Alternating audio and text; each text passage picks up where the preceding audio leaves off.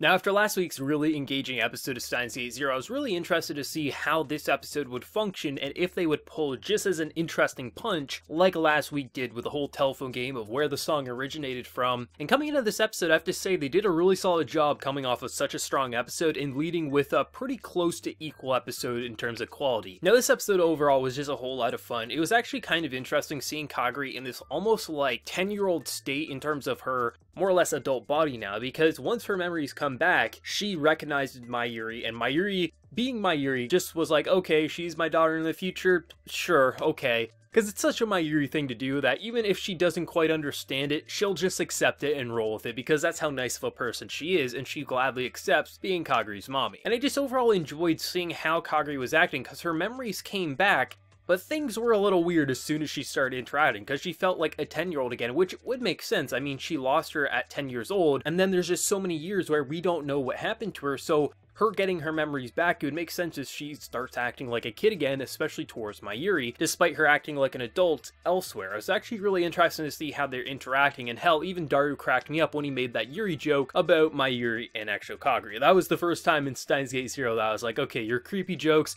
they're actually pretty funny in this case. But overall, this episode was functioning in a good way, in a very Steins Gate way. You knew by the end of the episode, if not the beginning of next week, Kaguri's memories, they weren't going to stay as they were. And something I really like is how Suzuha was used in this episode, because it makes so much sense that once her memories seemingly come back in full, you know, she's not on board. She's thinking to herself, okay, after all the shit that you pulled on me and then you disappeared, everything's just gonna seem normal, you're gonna play nice, you're gonna have your mom back. And I like that, because obviously that was like a red flag of like, is her memories like fully there? Were they altered? Were they tampered with? Does she have all her memories back?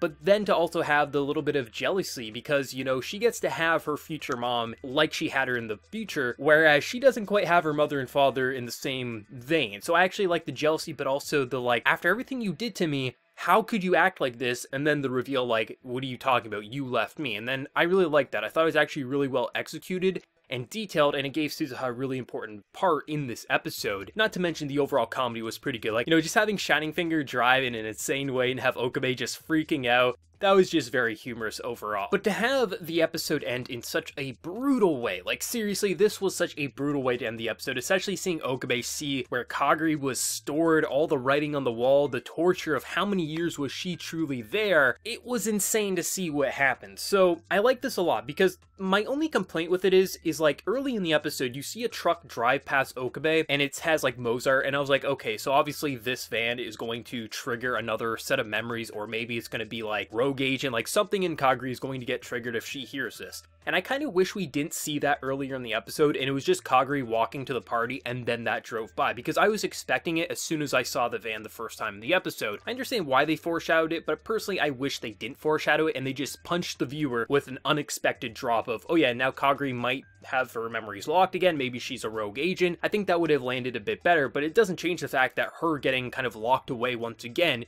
it was a great way to wrap up the episode, especially seeing her memories get triggered. The male professor has to be that old guy. It looks very, very much like him. And then just to see, like, everything about the Armadeus file, like, it gets your mind racing. I don't know quite where they're going with it, but I think it's safe to say that when Kaguri went missing all those years, she was tortured beyond reason. I think that's what happened, especially based on that whole scene with Okabe at the end. But I think what Steins Gate does very well in these more thriller-like scenes is how even if you were expecting something like this to happen, the way they build up the anticipation of like, you know it's coming, but you don't know quite how it's gonna land with the viewer, it becomes very, very unnerving. Like, you don't know what the hell is gonna happen, you're expecting it, you're having fun with these more simple scenes. Kaguri's has her mom back in her life, but in the back of your mind, you're like, when is it gonna get bad, and how bad is it going to get? And I think actually ending with just seeing the cell that Kaguri was kept in, that was actually pretty damn terrifying, and just shows you, like, what are people willing to do to get the result that they want? Like, are they really willing to treat humans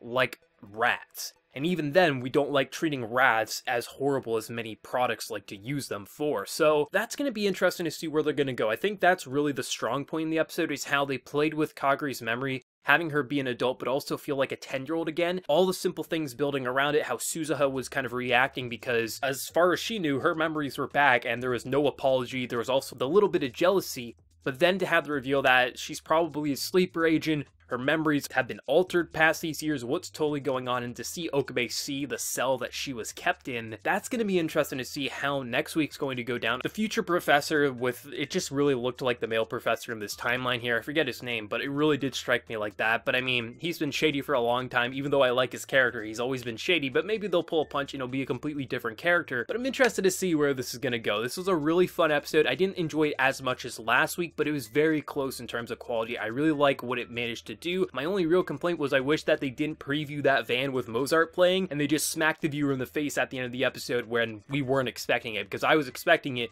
As soon as I saw it, I was like, oh, there goes Kaguru's memories once again. But let me know what you're thinking, your theories, your speculations, what you thought overall. Let me know down in that comment section below, and if you enjoyed the video, remember to leave a like, and if you're new, also be sure to subscribe. So until next time, everyone, please take care and have a good one.